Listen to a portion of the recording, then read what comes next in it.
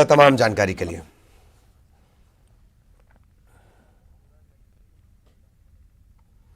और एक बार फिर आपको पंचायत विभाग के कार्यक्रम में पंचायती राज की कार्यक्रम में आए बहनों भाइयों की और मेरे भांजे भांजियों की भी मंच पर विराजमान हमारे पंचायत और ग्रामीण विकास मंत्री जो बहुत यशस्वी ढंग से इस मंत्रालय को चला रहे हैं, आदरणीय श्रीमान महेंद्र सिंह सिसोदिया जी,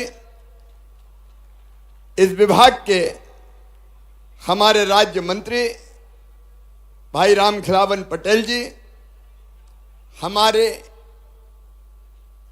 पशुपालन मंत्री आदरणीय प्रेम सिंह पटेल जी, पीडब्ल्यूडी के राज्य मंत्री भाई सुरेश धाकड़ जी, भोपाल की यशस्वी और लोकप्रिय सांसद आदरणीय साध्वी प्रज्ञा सिंह ठाकुर जी, हमारे विधायक भाई विष्णु खत्री जी, भोपाल की महापौर श्रीमती मालती राय जी, जिला पंचायत की अध्यक्ष बहन श्रीमती रामकुमार नौरंग सिंह गुर्जर जी, हमारे विभाग के अपर मुख्य सचिव मलय श्रीवास्तव जी और अलग अलग सभी पंचायतों से यहां पधारे हुए मेरे प्रिय सरपंच बहनों और भाइयों। आज बहनें थोड़ी कम दिख रही है, 50% तो नहीं दिख रही, ऐसा तो नहीं सरपंच पति ज्यादा आ गए हो। अच्छा, दिख रही बहनें बीच बीच में बैठिए। आप सबका सबसे पहले मैं अपनी ओर से और मध्य प्रदेश सरकार की ओर से हृदय से स्वागत करता हूं, अभिनंदन करता हूं, आप सबको बधाइयां देता हूं। बहुत दिनों से मेरी आपसे मिलने की इच्छा थी, आपकी भी मुझसे मिलने की इच्छा थी कि नहीं थी? इधर वाले नहीं बोल रहे थी कि नहीं? तो मैंने सोचा हर जगह आप ज्ञापन देते हो, अपनी बात क्या, तो इसलिए इकट्ठे ही एक बार बुला लें और इसलिए तय किया कि भोपाल में एक बार इकट्ठे अपनी चर्चा और बातचीत हो जाए। इसका मतलब यह नहीं कि बाद में चर्चा नहीं करेंगे, जरूरत पड़ेगी तो बार बार मिलेंगे, 1000 बार मिलेंगे। आप सबको धन्यवाद। हमारे मंत्री जी जैसा बता रहे थे कि हमने निमंत्रण दिया कि आप सब आए, तो हमने बुलाया और तुम चले आए। एक बार फिर आप सबका बहुत बहुत स्वागत। मैंने पहले ही कहा कि मैं और आप एक बराबर हैं। आप ग्राम पंचायत के सरपंच हैं, मैं बड़ी पंचायत का सरपंच हूं। भाई, लोकतंत्र में जो बड़ी पंचायत का होता है वो बड़ी संभालता है, जो छोटी पंचायत का होता है वो छोटी पंचायत संभालता है। तो है अपन दोनों बराबर। और इसलिए सबसे पहली चीज, मंच पर बैठे हुए हमारे अधिकारी साथीगण भी और बाकी सब, मैं सबसे ये कहना चाहता हूं कि लोकतंत्र में, लोकतंत्र जनता का, जनता के लिए और जनता के द्वारा राज। इस राज में सबसे बड़ी अगर कोई है तो जनता है, और जनता के बाद अगर किसी का नंबर आता है तो वो जनता का चुना हुआ प्रतिनिधि है, चाहे वो पंच हो, चाहे वो सरपंच हो, चाहे वो और किसी पद पर चुना गया हो। लोकतंत्र में चुनी हुई व्यवस्था ही सबसे ऊपर होती है और इसलिए एसीएस सहित बाकी अधिकारीगण, उन सबको मैं स्पष्ट कर देना चाहता हूं कि अगर काम होगा तो जनता के चुने हुए प्रतिनिधियों की मर्जी के अनुसार होगा। बोलो ठीक बात है कि नहीं? उधर भी बताओ ठीक है कि नहीं? देखो, हमें जनता ने अधिकार दिया है जनता ने वोट दिया है, जनता ने चुना है, जनता की अपेक्षा है, और हमारा तो टाइम भी 5 साल का है। तो 5 साल का ये कार्यकाल सरपंचों का यशस्वी हो और वो ढंग से जनता के संकल्प और सपने पूरे कर पाए। और इसलिए जो त्रिस्तरीय पंचायती राज में आपको अधिकार दिए गए हैं, वो अधिकार आपके ही हाथ में होंगे, उनको और किसी के हाथ में नहीं जाने दूंगा। एक बात मैं जरूर कहना चाहता हूं कि कुल मिला के चुना हुआ प्रतिनिधि और उनके अंडर में काम करने वाली शासकीय कर्मचारियों की व्यवस्था यथासंभव उसमें तालमेल और सामंजस्य हो, तो मैं उनको भी निर्देश यही दूंगा कि सरपंच और पंचायत के साथ चलें। और आपसे भी आग्रह यही है कि तालमेल जो हमारे अधिकारों का उपयोग करते हुए बढ़ा के, क्योंकि मिलना जुलना बैठना विचार करना यह हर एक स्तर पर आवश्यक है, वो होते रहना चाहिए। एक बात प्रारंभ में यह जरूर कहना चाहता हूं, अब आप चुने हुए सरपंच हैं, हो सकता है कोई ने आपको वोट नहीं दिया हो, कुछ तो ऐसे हैं कि जो निर्विरोध चुन के आए हैं। मैं ऐसी निर्विरोध पंचायतों को, जिनको मैंने समरस पंचायत कहा था, बहुत बहुत बधाई देता हूं। वहां चुनाव नहीं हुए, सबने मिलकर तय कर लिया कि फलाना सरपंच बनेगा और पंच बनेंगे। मैं उनको भी बहुत बधाई देता हूं। लेकिन लोकतंत्र में चुनाव, लोकतंत्र की विशेषता, चुनाव होना कोई खराब भी नहीं है, क्योंकि लोकतंत्र में तय किया है कि जनता अपनी मन से अपना प्रतिनिधि चुने। और इसलिए कई बार जरूरी है कि 1 के बजाय 6 खड़े हो गए, 7 खड़े हो गए, 3 खड़े। चुनाव लोकतंत्र की खूबी भी है। लेकिन एक प्रार्थना मेरी आप सबसे है, पंचायत में जनता सब अपनी रहती है।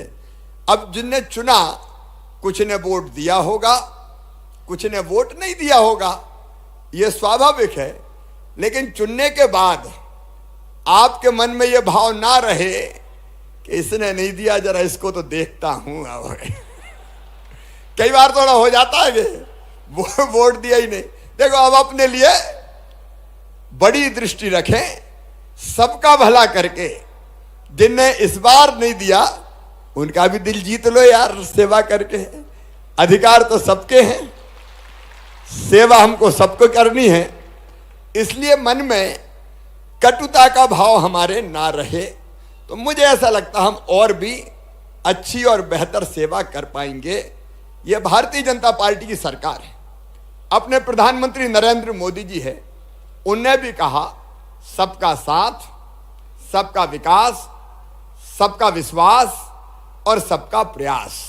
तो हमारी कोशिश हो कि विकास के काम में हम सबको साथ लेकर चलने की कोशिश करें। और मेरे प्रिय बहनों और भाइयों, एक बात और समझ लेना कि जनता तो अपने पास आएगी, रोज मांग करेगी, मच्छर हो रहे हैं, सरपंच क्या कर रहे हो तुम। अब तब ये मत कह देना कि ये सरपंच, ये मच्छर मारना मेरा काम है क्या कोई। देखो भैया, जनता तो हर काम के लिए आएगी, आपसे अपेक्षा है कि आप पूरा करो। कई बार अपन को गुस्सा आने लगता है, अरे वोट दे दे तो खरीद लाए का, खा ही जा रहे हैं, सवेरे से लेकर शाम तक लगे जो ही करते रहे काम। तो भैया देखो, जनता ने चुना है तो नाराज होने का अधिकार हमको नहीं है, चिड़चिड़ाने का अधिकार हमको नहीं है। हमको सुनना है, इतना जरूर है कि थोड़ा टाइम टेबल बना लेना चाहिए। पंचायत में कब बैठेंगे, लोगों को सूचना रहे कि इतने बजे से इतने बजे तक बैठेंगे, तो लोग भी उस समय आए ताकि बाकी काम भी कर पाएं। और एक बात जरूर बड़े ध्यान से कर लेना, वैसे आपने किया होगा, आप जो नियम है, प्रक्रिया है, जो आपके अधिकार है, वो जरा ढंग से पढ़ लेना। पढ़ लिए कि नहीं पढ़े? अरे पढ़े कि नहीं? देखो भाई, हर पंचायत में मंत्री जी, आपके अधिकारी बैठे, हर पंचायत में अधिकार क्या क्या है, ये पूरा एक गाइडलाइन बन के चली जाए ताकि सबको पता चल जाए कि हम ये कर सकते हैं। और नहीं तो सरपंच तो हम हैं और चला कोई और रहा है, ये नहीं होना चाहिए। और इसलिए मैं आपसे भी कह रहा हूं कि हमको पढ़ लेना चाहिए अपने अधिकार, वो जरूरी है। और एक बात और निवेदन है मेरा कि बिना पढ़े कोई भी प्रस्ताव आए, भैया कभी दस्तखत मत करना, बिना पढ़े दस्तखत मत करना। अगर लोकतंत्र है, वैसे तो सब पढ़े लिखे चुने हैं, लेकिन अगर कहीं कोई इक्का दुक्का ऐसा भी भाई या बहन हो तो कोई सब ढंग से समझ ले, वो इसमें कोई बुराई नहीं है। बाद में ऐसे मामले भी आए कि जांच हुई तो सरपंच साहब ने कहा अरे हमने थोड़ी देखो, तो वो आ गए सचिव ने दस्तखत करा ले। तो इस चक्कर में मत रहना। देखो सारी चीजें समझ ही रहे होंगे, मैं कोई ये नहीं मानता कि आपने नहीं समझी होगी। दूसरी बात मैंने अभी कहा है, इतनी बड़ी पंचायत में पूरी ट्रेनिंग नहीं होती, तो ब्लॉक के स्तर पर पूरी ट्रेनिंग हो कि ये अधिकार है, ये काम है, ये प्रक्रिया है, ये नियम है, काम ऐसे करना है, ताकि हम सब चीजों को ढंग से समझ के अगले 4.5 साल ढंग से काम कर पाएं। ये कुछ चीजें मुझे लगी कि आपको बताना मेरी ड्यूटी है। एक बात मेरे बहनों और भाइयों, कि जनता को उनके हक देना है, उनके अधिकार देना है।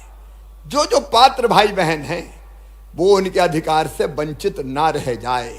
देखिए सरकार यहां से तो योजना बना देती भोपाल से। अब भोपाल में जब वल्लभ भवन में हम समीक्षा करते हैं तो हमारे सामने अच्छा ही अच्छा पिक्चर सामने आता है। प्रधानमंत्री आवास बोले दनादन बन रहा है साहब, जल जीवन मिशन बोले बढ़िया पानी जा रहा है। अब बढ़िया जा रहा है कि नहीं जा रहा है ये तो आपको ठीक पता होगा, मैं तो हर एक गांव जाके देख नहीं सकता। मैं कोशिश कर रहा हूं, कई जगह आजकल औचक निरीक्षण कर रहा हूं, देख रहे होंगे आप, अचानक जाके भी देख रहा हूं। जहां गड़बड़ मिल रही है वहां सही करने का काम भी कर रहा हूं, वो भी देख रहे हो कि नहीं देख रहे हो आप लोग, तो वो भी कर रहा हूं। लेकिन मैं आज चाहता हूं कि मेरे बहनों और भाइयों, आप मेरी आंख और मेरे कान बन जाओ ना। मेरी बात समझ में आई कि नहीं? देखिए सही जानकारी कि योजना कई जगह बहुत अच्छी पहुंचती है, इसमें भी कोई दो मत नहीं है, काम बहुत अच्छा होता है। कई बार उसमें निचले स्तर पर गड़बड़ें हो जाती है, तो हमको सही जानकारी मिले ये जरूरी है। और इसलिए मेरे प्रिय सरपंच बहनों और भाइयों, हम दोनों बड़ी पंचायत और छोटी पंचायत मिलके एक हो जाएं। आपके और मेरे बीच में एक फोन कॉल की दूरी रहे, ताकि कोई आपको बताने लायक चीज हो। मेरे दोनों मंत्री साथी आदरणीय महेंद्र सिंह जी, भाई रामखिलावन जी, आपके नंबर भी दे दो और मेरे नंबर भी सीएमओ के, अभी नंबर लिख के मुझे दे देना, मैं बोल के भी बता दूंगा, यहाँ सीएमओ के जो अधिकारी होंगे वो दे देंगे। देखिए अगर कहीं कोई चीज ठीक से नहीं हो पा रही है, ऐसी चीज है कि मुख्यमंत्री को ध्यान दिलाना चाहिए, तो मैं आपको विश्वास दिलाता हूं कि गड़बड़ अगर होगी तो उसको ठीक करने में मैं कोई कसर नहीं छोड़ूंगा। ढंग से लोगों तक उनके अधिकार पहुंच जाए, ये मेरे बहनों और भाइयों हमारी जरूरत है, क्योंकि ये काम हमारा है। और एक बात और मैं आपसे निवेदन करता हूं कि देखो मेरे बहनों और भैया, पंचायत चलाने में जनता का सहयोग, जनता से सीधा जुड़ाव, और इसलिए ग्राम सभा की बैठक आपकी एक नियमित अंतराल के बाद होते रहना चाहिए। ग्राम सभा हो, वो कागजी ना हो, वो वास्तव में ढंग से हो जाए। देखिए जनता के भागीदारी से अगर आप कोई काम करोगे तो मैं मानता हूं उस काम में ज्यादा सफलता आपको मिलेगी। एक बात तुलसीदास जी ने कही है, वो मैं आपके बीच दोहराना चाहता हूं। देखो, हमारा काम है सेवा का काम, लोगों की सेवा का काम, और हमारे धर्म ग्रंथों में कहा गया है कि सेवा से बड़ा कोई धर्म नहीं होता। पर हित सरिस धर्म नहीं भाई, पर पीड़ासम नहीं अधमाई। ये देखो, दूसरों की सेवा, उससे बड़ा कोई पुण्य नहीं है। मैं एक घटना सुनाता हूं आपको, मेरी बात सब ध्यान से सुन रहे हैं ना? एक घटना सुनाता हूं। देखो, अगर हम दिल लगा के काम करते हैं, मेहनत से सेवा के काम में लगते हैं, तो आनंद कितना मिलता है। एक दिन मैं रोज अपने सीएम हाउस से निकलने के पहले जो लोग आते हैं उनसे मिलने की कोशिश करता हूं, लेकिन मंगलवार को कैबिनेट की बैठक रहती है। कैबिनेट की बैठक के कारण मुझे निकलने की जल्दी रहती है, क्योंकि पढ़ना पड़ता है प्रस्ताव। जैसे मैंने आपसे कहा कि बिना पढ़े मत करना, तो मैं भी बिना पढ़े कोई चीज़ थोड़ी आने देता हूं कैबिनेट में, ढंग से पढ़ना पड़ता है। तो मंगलवार के दिन मैं थोड़ी जल्दी में रहता हूं। तो मंगलवार को एक दिन मैं निकल रहा था सीएम हाउस से, तो मेरे जो कर्मचारी थे उनने मुझे कहा कि साहब एक आदमी मिलना चाहता है। हमने कहा मंगलवार है, आज दिक्कत है, आज नहीं मिल पाएंगे। तो वो रो रहा है। तो मैंने कहा जल्दी बुलाओ, पता नहीं कौन सी ऐसी काम होगा। बुलाया जल्दी से, वो सामने आए। तो मैंने पूछा भैया बताओ जल्दी काम क्या है? तो कहने लगे मामा जी मैं तुम्हें माला पहनाना चाहता हूँ। तो मुझे थोड़ा गुस्सा आ गया कि यार माला पहनाना कोई काम है? आज कैबिनेट की बैठक है, माला पहनाने की आज जरूरत क्या है? बोल नहीं, माला तो पहनाना है। तो मैंने कहा इस काम के लिए रोका? बोले तुम मुझे नहीं पहचाने? मैंने कहा नहीं तो। बोले जब तुम दौरे पे आए थे मेरे जिले में, तो मेरा एक हाथ नहीं था, तुमने कलेक्टर को बुला के कहा था कि इसका हाथ लग जाए, मेरा वो हाथ लग गया है, तो मैं अपने उस हाथों से तुमको माला पहनाना चाहता हूं, इसलिए मैं रो रहा हूं। मेरी आंखों में आंसू आ गए और इतना आनंद हुआ कि आप कल्पना नहीं कर सकते। किसी दुखी की सेवा कर देना मन को आनंद और प्रसन्नता से भर देता है, और इसलिए भाव अपना ये रहे कि हम बेहतर ढंग से लोगों की अच्छी सेवा कर पाएं। मैं सच मानता हूं इतना आनंद आएगा आपको कि जीवन धन्य हो जाएगा। इससे बड़ा पुण्य और कोई दूसरा सच में नहीं होता। देखो, इस भाव से काम करेंगे तो आनंद आएगा। और दूसरा भाव ये है कि मर गए फिर आ गया ये सवेरे से परेशान करने, तो फिर अपन चिड़चिड़ाते हैं। कई बार मन में ऐसा भाव आता है कि सवेरे सवेरे आ गए। तो अगर काम का दृष्टिकोण बदल जाएगा तो काम करने में आनंद आएगा। अब देखिए, कुछ जवाबदारी मैं आपको देना चाहता हूं।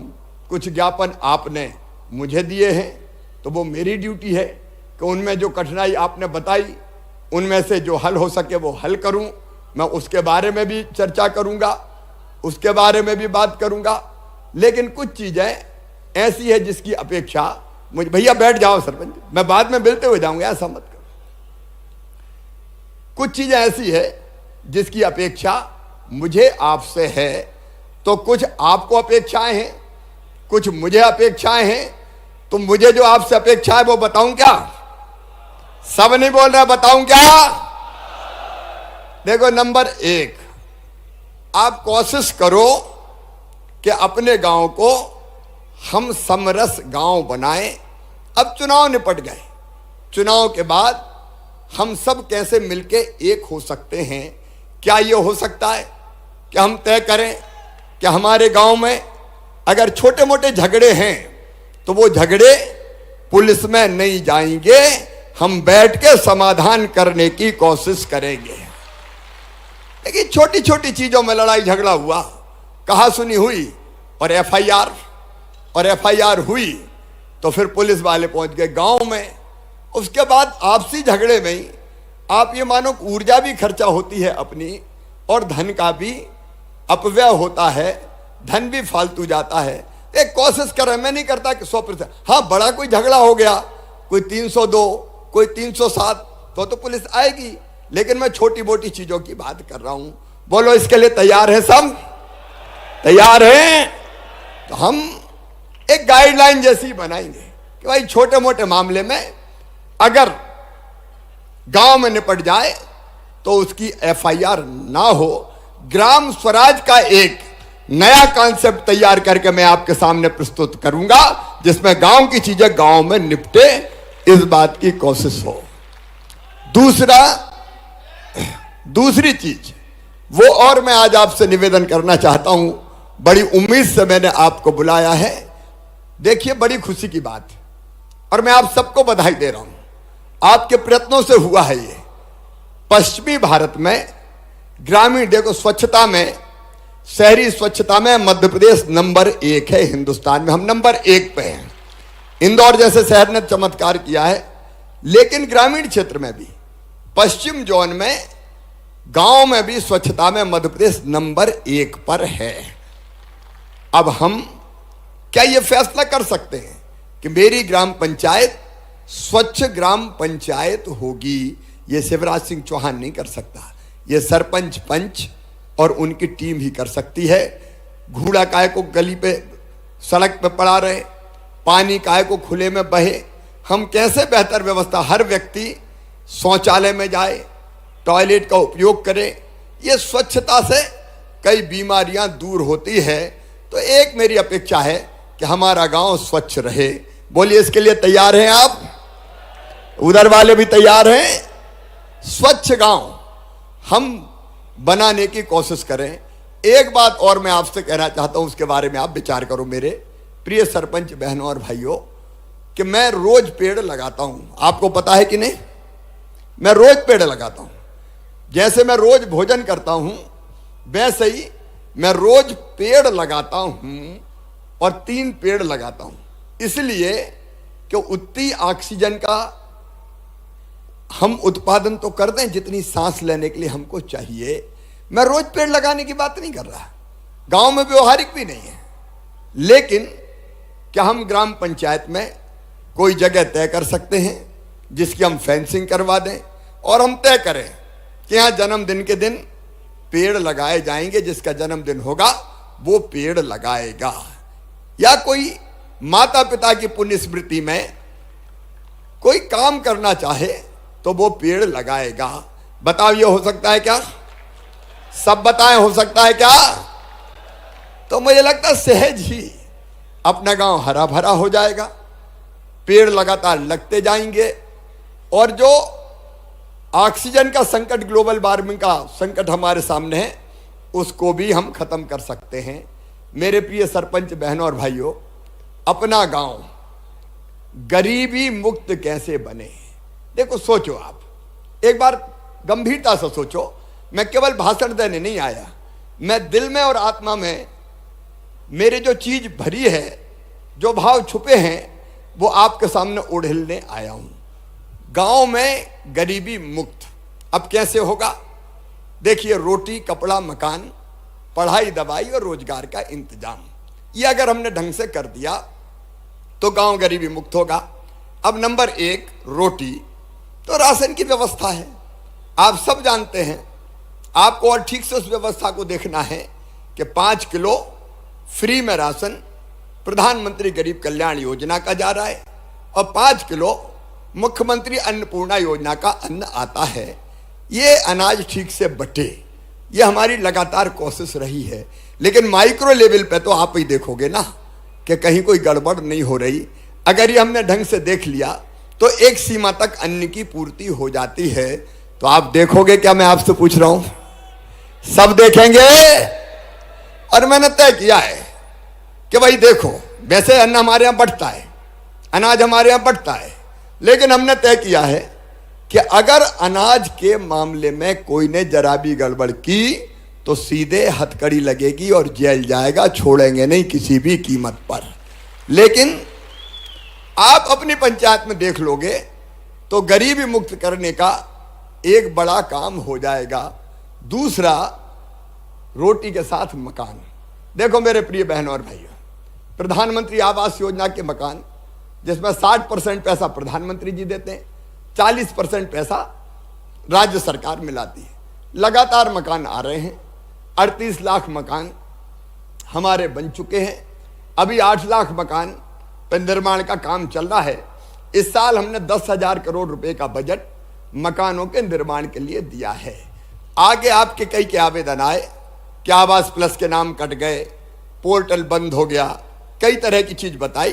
तो भारत सरकार के साथ मिलके, क्योंकि पोर्टल भारत सरकार का है, वहां से चीजें आती है, तो हम उस समस्या का भी समाधान करेंगे। लेकिन जो मकान बने वो ढंग से बन जाए, मकान का पैसा मकान में ही लग जाए, ऐसा ना हो कि मकान बने ही नहीं। और एक बात और, सब जगह से नहीं आती, लेकिन कुछ जगह से ये खबर भी आती है कि पैसा तो आएगा खाते में, लेकिन आवास प्लस की सूची में नाम आया तो 5-10 हजार रुपया झटक लिए कि ला हम तेरा स्वीकृत करवा देते हैं। ऐसी शिकायतें आई कि बहुत कम आई, मैं बहुत ज्यादा की बात नहीं कर रहा, लेकिन जिनने ऐसा किया उनको हमने नौकरी के बाहर भी कर दिया, सेवाएं समाप्त भी कर दी, कार्रवाई भी की। लेकिन आपकी जवाबदारी मेरे बहन और भाइयों कि जितने मकान आए वो ढंग से बन जाए, गरीब का मकान, गरीब की छत हो जाए। इसमें आपका सहयोग चाहिए कि काम ठीक से हो जाए। बोलिए, आप सबका सहयोग मिलेगा। हम धीरे धीरे जैसे जैसे आते जाते हैं मकान बनवाते हुए चले जाएं। अब ये मकान भी हो गया तो एक तीसरी चीज, अब वो प्रधानमंत्री आवास की राशि के लिए तो आप जानते हैं दिल्ली बात करनी पड़ी। अब वो आवेदन आ गया तुम्हारा मेरे भाई, अरे ये नहीं है, देखो आपका ज्ञापन आ गया, उसमें से जो संभव है वो किया जाएगा। कुछ चीजें भारत सरकार के हाथ की है, कुछ चीजें मध्य प्रदेश सरकार के। अभी तो आप जो राशि आती है उसका बेहतर उपयोग हो जाए और मकान बन जाए, इस काम में लगे। राशि बढ़ना है कि और कुछ होना है वो भारत सरकार के हाथ की बात है, तो उन तक बात पहुंचाने का काम करेंगे। एक बात और मैं आपसे कहता हूं, वो है कि अपने गांव का हर बच्चा पढ़ने स्कूल जाए, कोई भी शिक्षा से वंचित ना रहे। देखो आप कर सकते हो, ये मैं नहीं कर सकता। आप जानते हो निःशुल्क किताबों की व्यवस्था, 8वीं तक यूनिफॉर्म की व्यवस्था, मध्याह्न भोजन की व्यवस्था, कई व्यवस्थाएं।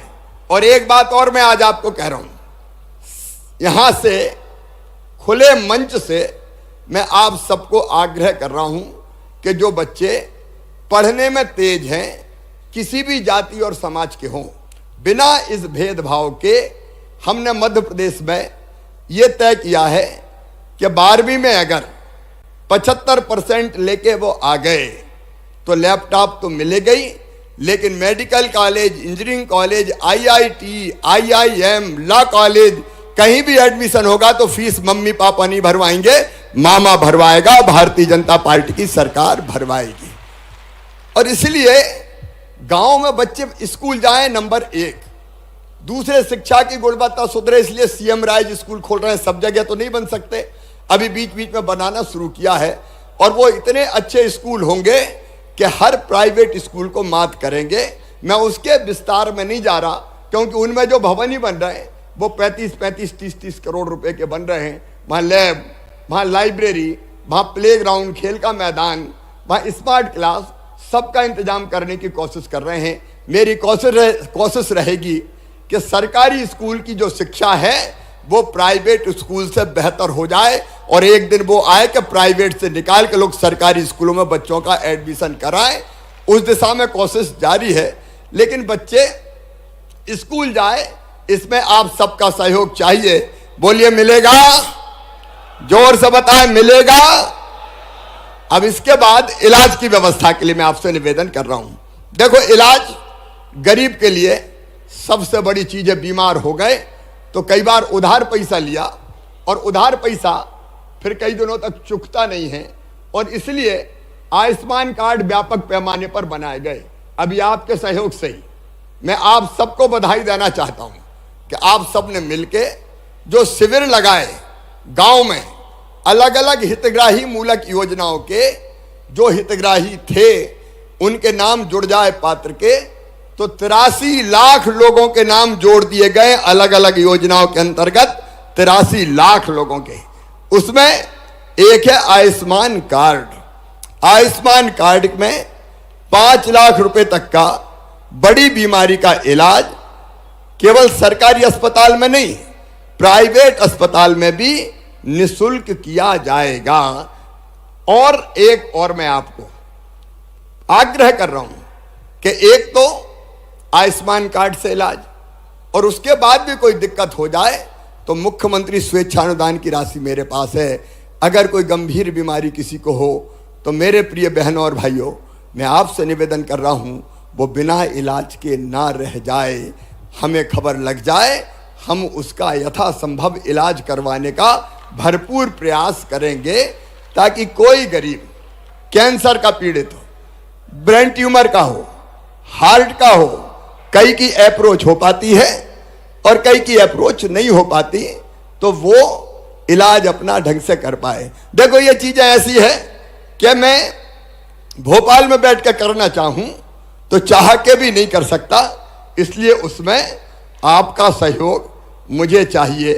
एक बात और, हमारा गांव की हर योजना मैं लगातार इस बात पे जोर दे रहा हूं, और फिर आपका सहयोग चाहता हूं कि पूरी तरह से भ्रष्टाचार से मुक्त हो। उसमें आप सबका सहयोग मुझे मिले। जो गड़बड़ करे उसको हम छोड़ेंगे नहीं, ये मेरा संकल्प है, लेकिन मिलके करेंगे तो ये काम भी हम कर पाएंगे। फिर एक लाडली फ्रेंडली गांव।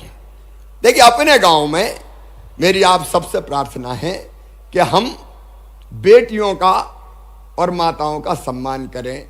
अब पुराना जमाना बदल गया है और धीरे धीरे ये जागृति आ रही है। पहले तो बेटी का जन्म का मतलब होता था कि आफत आ गई हो, कई बार कई जगह ये मानते थे, सब जगह की बात मैं नहीं करता, लेकिन लाडली लक्ष्मी योजना ने पूरे परिदृश्य को बदल दिया है। बेटियां देवियां हैं, और इसलिए हमारा गांव बेटियों के आगमन पर स्वागत करे उनका, बेटियों के जन्म पर स्वागत करे उनका, ये प्रार्थना है मेरी।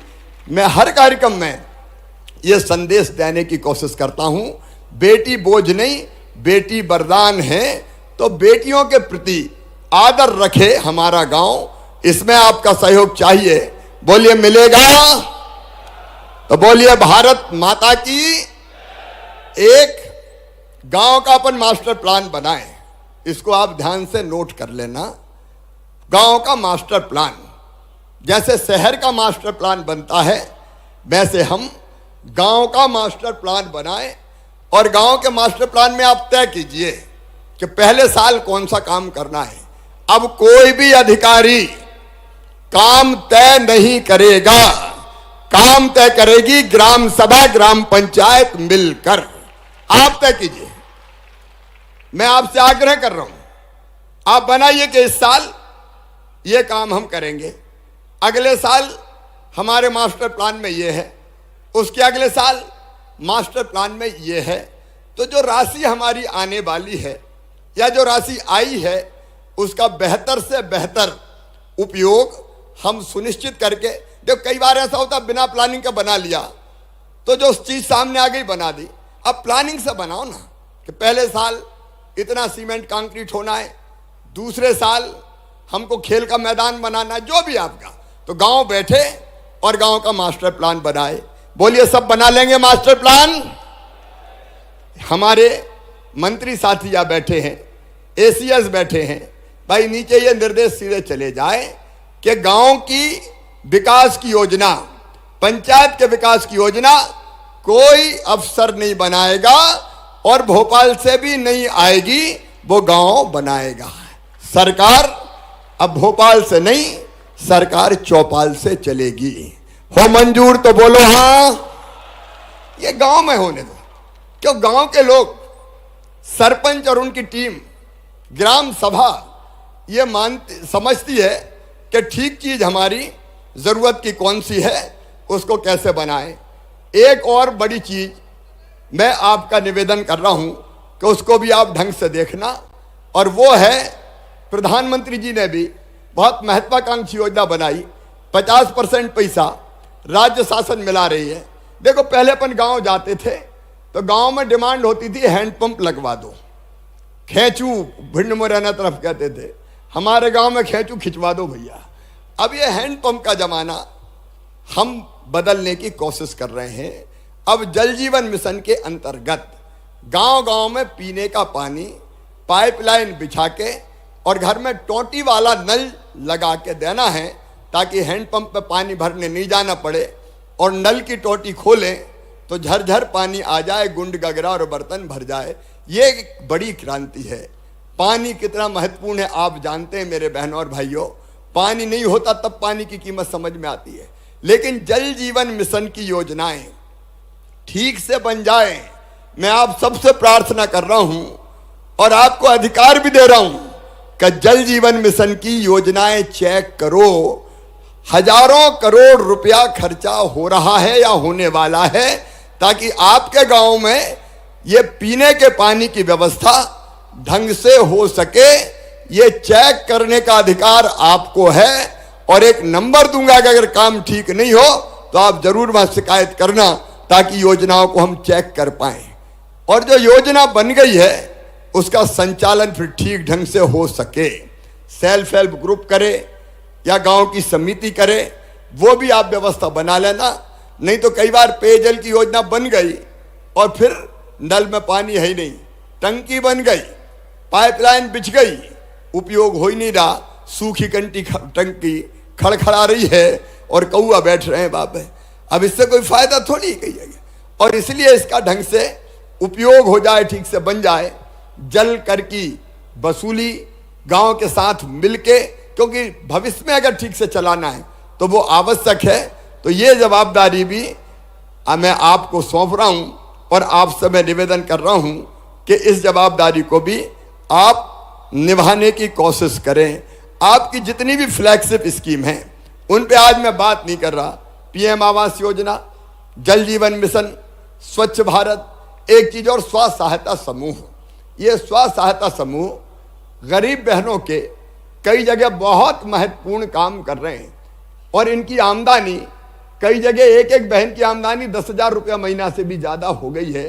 तो ये एक नई ताकत है, एक नई क्रांति है और इसलिए सेल्फ हेल्प ग्रुप को आगे बढ़ने में आप सहयोग करना।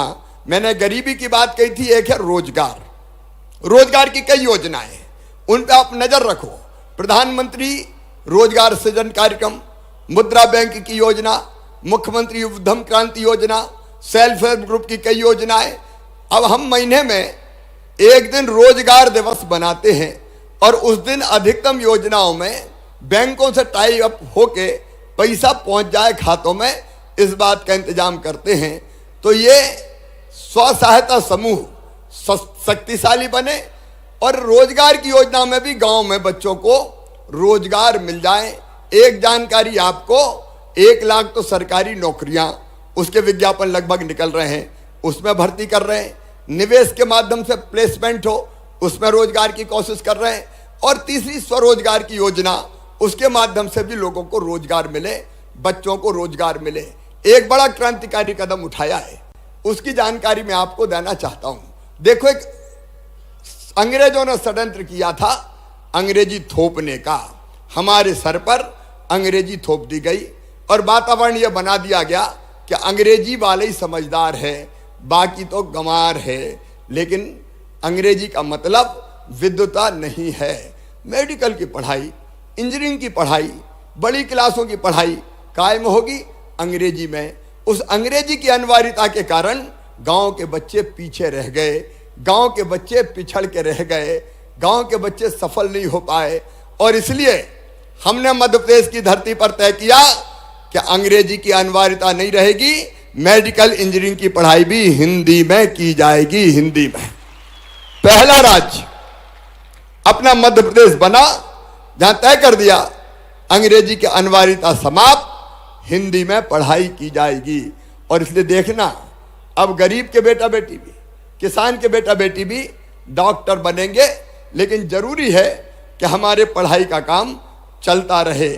मेरे मित्रों, ये कुछ चीजें ऐसी है जो मैंने आपसे सहयोग के लिए मांगी है। एक नंबर मैं आपको जो हमारे राज्य मंत्री हैं और उनके वहां से नंबर आप अनाउंस कर देंगे तो वो सारे नंबर यहाँ पे सबके पास नोट हो जाएंगे। एक मेरा मुख्यमंत्री निवास का नंबर नोट करके दें, पीछे कौन सा है? हाँ, मुख्यमंत्री कार्यालय का एक ये नंबर नोट करके रखो। और ये हमारे मंत्री द्वय का नंबर वहां से अनाउंस होगा जब ये कार्यक्रम खत्म होगा। एक मुख्यमंत्री कार्यालय का नंबर है 0755, ये कोड है 0755। इसके बाद नंबर है 244 223 1 244 2231। ये मैं आपको भेजूंगा अभी। इन चीज़ों में जो मैंने सहयोग मांगा है उसके लिए इसके साथ 2-3 चीज़ें और आपके समस्याओं के बारे में थोड़ी मुझे चर्चा करनी है जो आपने मुझे बताई। एक सफल होने के लिए एक मंत्र देता हूं। देखो, एक बार जीतना आसान है, जीतने के बाद लोकप्रियता बरकरार रखना यह बहुत कठिन काम है। भगवान श्री कृष्ण ने गीता में एक श्लोक कहा है, वो श्लोक मैं आपको सुनाना चाहता हूं। अर्जुन ने भगवान श्री कृष्ण से पूछा कि अच्छा कार्यकर्ता कौन? तो भगवान श्री कृष्ण ने कहा, मुक्त संगो, अनहमवादी, धृति उत्साह समन्विता, सिद्धि असिद्धियो निर्विकारा, कर्ता सात्विक उच्चते। मुक्त संगो मतलब जो संग से मुक्त हो, राग द्वेष से मुक्त हो, सबको बराबर मानता हो और सबके साथ समान व्यवहार करता हो। कौन ने साथ दिया नहीं दिया देखे बिना सबकी सेवा करे, वो है मुक्त संगो। अनहमवादी मतलब जिसमें अहंकार ना हो। अब मैं मुख्यमंत्री बन गया और मैं घमंड में चूर हो जाऊं कि साला मैं तो साहब बन गया, अब मेरे बराबर कौन है, और कोई से ढंग से बातें नहीं करूं, तो ये उचित नहीं है। हम सरपंच बन के और विनम्र हो जाएं, अहंकार हमारे मन में ना हो, तो मुक्त संगो। अनहमवादी, धृति मतलब धैर्य। देखो, अब बने हैं तो कई समस्या हमारे सामने आएगी, कई परेशानी आएगी। मैं भी परेशानियों का सामना करता हूं, तो हम धैर्य ना खोएं, उसमें से रास्ता निकालने की कोशिश करें। कोई शिकायत कर रहा है, कोई लगा रहा है पीछे से, कोई काम नहीं करने दे रहा है, कई तरह की चीजें आती है, फील्ड में आती कई तरह की चीजें। तो वैसे में भी हम धैर्य से रास्ता निकालें, धैर्य ना खोएं। तो मुक्त संगो, अनहमवादी, धृति और उत्साह मतलब काम करने का उत्साह हमारे मन से कभी समाप्त ना हो, उत्साह से भरे रहें तो हम बेहतर कर पाएंगे। और सिद्धि असिद्धियों निर्विकारा, सफलता मिली तो ठीक है, नहीं भी मिली तो घबराए नहीं। ऐसे कार्यकर्ता को सात्विक कार्यकर्ता कहते हैं। तो ये हम ध्यान रखते हुए काम करें कि दिक्कत आएगी, परेशानी आएगी, मुसीबत आएगी, बाधाएं भी आएगी। आप अच्छा काम करोगे। अब अगर गांव में अनुशासन बनाना है, गांव में अतिक्रमण ना हो, व्यवस्था अच्छी बनी रहे, तो थोड़ी बहुत बाधा आएगी। सब एक जैसे तो होते नहीं है, तो उन बाधाओं को भी धैर्यपूर्वक सामना करते हुए अनुशासन और व्यवस्था गांव में बना के रखने का काम अगर आप करेंगे तो हम गांव इतने बेहतर बना लेंगे कि लोग उदाहरण देंगे। कई पंचायतों का लोग उदाहरण देते हैं कि फलानी पंचायत देख लो, वहाँ इतना अच्छा काम हुआ है। मैं चाहता हूँ मित्रों कि आपकी पंचायत भी उन पंचायतों में से हो कि लोग ये कहें कि अगर काम देखना है तो चलो फलानी पंचायत का देख लो। एक आदर्श पंचायत, एक आइडियल पंचायत अगर आपकी पंचायत को आपने बना दिया तो काम करने में आनंद आएगा और पीढ़ियां नाम लेगी कि फलाने जी सरपंच बने थे, तब हमारी ये काम प्रारंभ हुए थे और हमारा गांव ऐसा बन गया। अब आपने कुछ आवेदन अपनी समस्याओं के संबंध में सौंपे हैं। उनमें कई तरह की चीज है, अलग अलग आवेदन हैं। उनमें से कुछ चीज़ों पे मैं आज चर्चा करूंगा, कुछ चीज़ों को हम वर्कआउट करेंगे। सबसे पहली और सबसे बड़ी चीज जो आपने कही है कि समस्त निर्माण कार्यों की टीएस और जो तकनीकी प्राकलन हैं वो SOR कम है और SOR में भेद है, अलग अलग है। एक विभाग के लिए अलग है और दूसरे विभाग के लिए अलग है।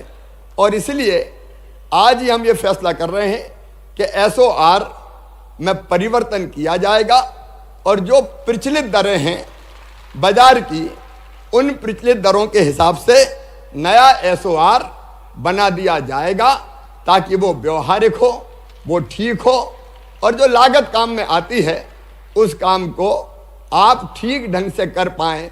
नहीं तो पता चला अठन्नी आई और खर्चा रुपया का है तो पैसा कहाँ से आएंगे? फिर काम समय पर नहीं होता, काम ठीक नहीं होता। और इसलिए न्याय ये कहता है, मंत्री जी ACS बैठे आज ही, मैं वहां निर्देश दे रहा हूं SOR की दरें तत्काल प्रभाव से बदल दी जाएं ताकि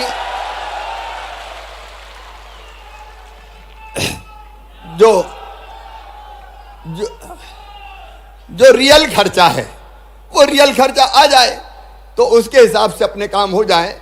ये अन्याय है कि पैसा है नहीं और कह रहे इतना काम कर दो। और एक बात ये भी सही है, आप परीक्षण कर लें, एक विभाग के रेट अलग और दूसरे विभाग के रेट अलग, ये नहीं होना चाहिए।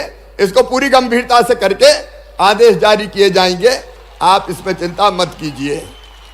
आपने एक बात और कही रोजगार सहायकों के बारे में, कुछ जगह पंचायत सचिव नहीं है, उनकी पूर्ति कर दी जाएगी और रोजगार सहायक स्थानांतरित हो सके, एक पंचायत से दूसरी में भेज दिए जाए तो यह भी कर दिया जाएगा। ठीक है, तो इसको भी कर दिया जाएगा। आपने मनरेगा की व्यवहारिक जो जानकारी है उस आधार पर आपने कहा मनरेगा में कपिल धारा के कुआं खोदने की फिर से अनुमति दी जाए। तो कपिल धारा के कुएं जहां जरूरी है वहां बनाए जाएंगे, उसकी अनुमति हम तत्काल प्रभाव से देने का काम करेंगे। और उसमें आपने महंगाई को देखते हुए उनकी लागत और कैपिंग की सीमा बढ़ाई जाए, तो उसको भी महंगाई को बढ़ी हुई दरों को देखते हुए इसकी व्यवस्था भी कर दी जाएगी ताकि वो फिर से बन सके। आपने ये भी कहा है कि सुदूर संपर्क सड़क योजना, अब इसमें मेरा कहना है, आपसे मेरा कहना है कि इसमें प्राथमिकता देना आप खेतों की सड़क को। ठीक है? अरे सब बोलो ठीक है। गांव की सड़कें हम कोशिश करेंगे कि अलग फंड से बनाएं, लेकिन खेतों की सुदूर सड़क संपर्क योजना हम फिर से प्रारंभ कर रहे हैं। लेकिन उसमें प्राथमिकता खेत की सड़कों को दे देना आप, क्योंकि कई बार किसान ये मांग करते हैं कि खेत में जाने का रास्ता नहीं है, पगडंडी गड़वाट बनी है, तो वो बन जाएगी तो फसल का आना जाना ये सुगम हो पाएगा। बोलिए सबका सहयोग मिलेगा इसमें।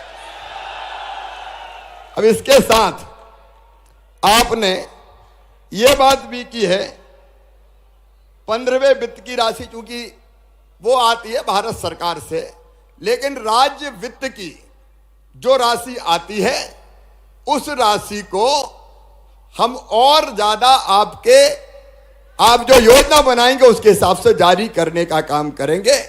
जो भारत सरकार का है वो हम भारत सरकार को लिखने का काम करेंगे। आपने इसके अतिरिक्त राजस्व विभाग के अंतर्गत नामांतरण और बंटवारा ये अधिकार पंचायतों के पहले थे, फिर कुछ बाधाएं पैदा हुई, शिकायतें हुई, तो इसका परीक्षण करके मैं चाहता हूं कि नामांतरण जैसे मामलों में पंचायत के पास अधिकार आ जाएं। कोई गड़बड़ हो तो जिम्मेदारी अलग तय हो, तो उसकी व्यवस्था भी हम लोग तय करेंगे। अब एक और मांग मेरे पास आई है कि सीएम हेल्पलाइन में फर्जी शिकायतकर्ताओं के खिलाफ कार्रवाई की जाए। अब ये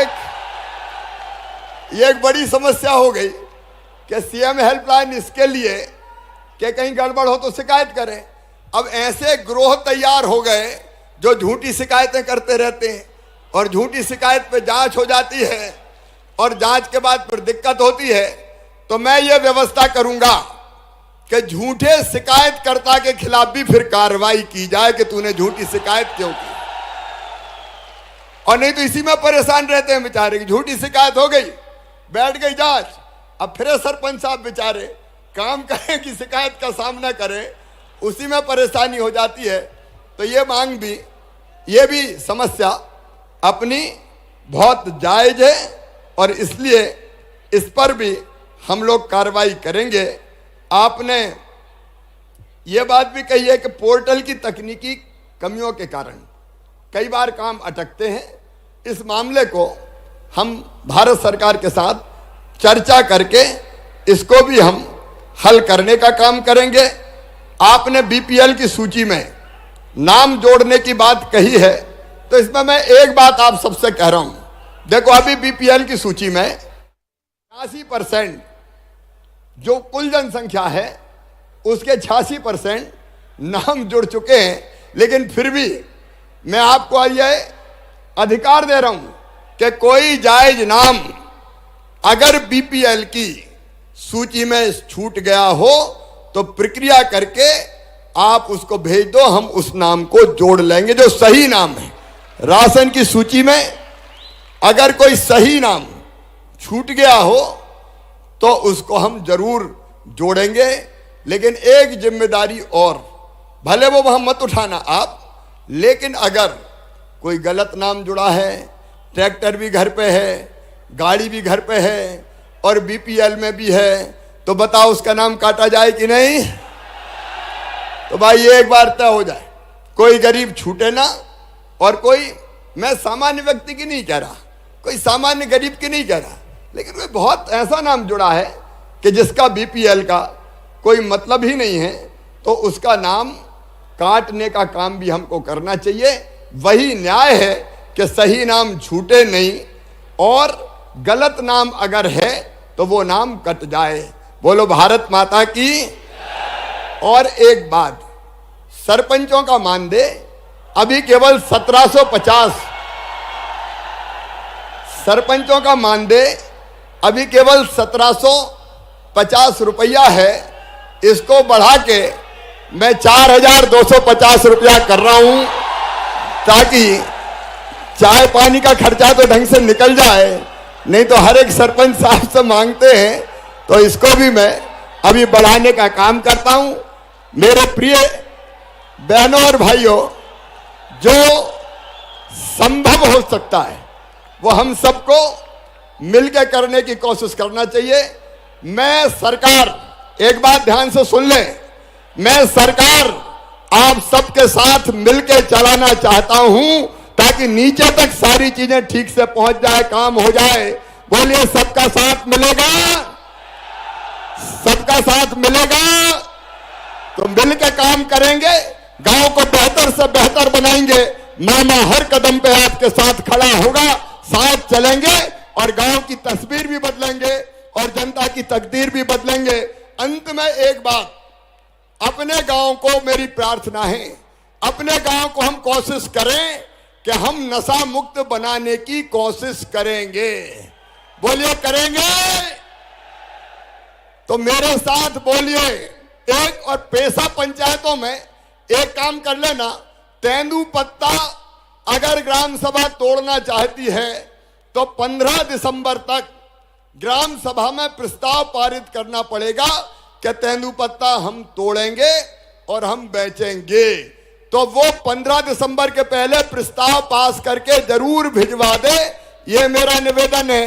और एक बात सुनना ध्यान से, ग्राम स्वराज की नई कल्पना मैं और जल्दी आपके सामने लेके आ रहा हूं ताकि गांव के सारे काम गांव के प्रतिनिधि मिलकर करें और सरकार केवल उनका मार्गदर्शन करने का काम करे। और एक बात और कह रहा हूं, ग्राम पंचायत में प्रशासकीय स्वीकृति के अधिकार आपको 15 लाख तक के हैं उनको बढ़ा के 25 लाख रुपया कर दिया जाएगा। अभी हमने 15वें वित्त आयोग की 1472 करोड़ रुपए की राशि जारी कर दी है, तो वो भी आपके खातों में पहुंच रही है। जब बीच में कमलनाथ आए थे तो वित्त आयोग का पैसा ही जारी नहीं किया था। ये पैसा कभी मैं रुकने नहीं दूंगा, सीधे पंचायतों के पास पहुंचेगा।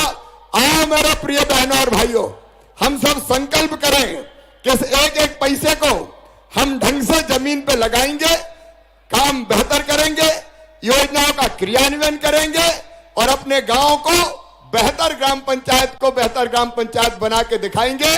उसमें मैं साथ दूंगा, आप सबका सहयोग मिले।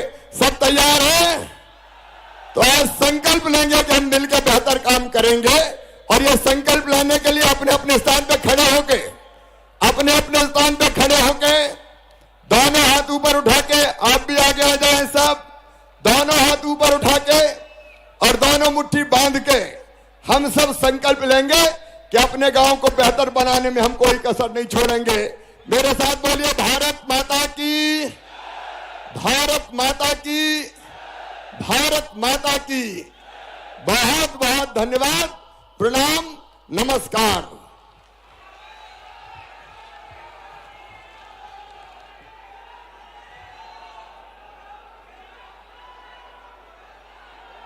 बहुत बहुत धन्यवाद।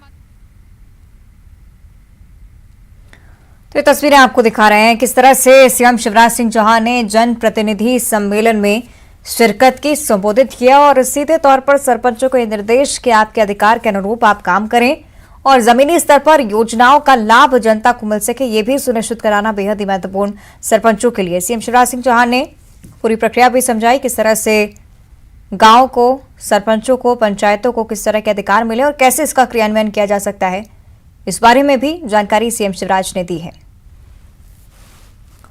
और अब गरियाबंद से एक बड़ी खबर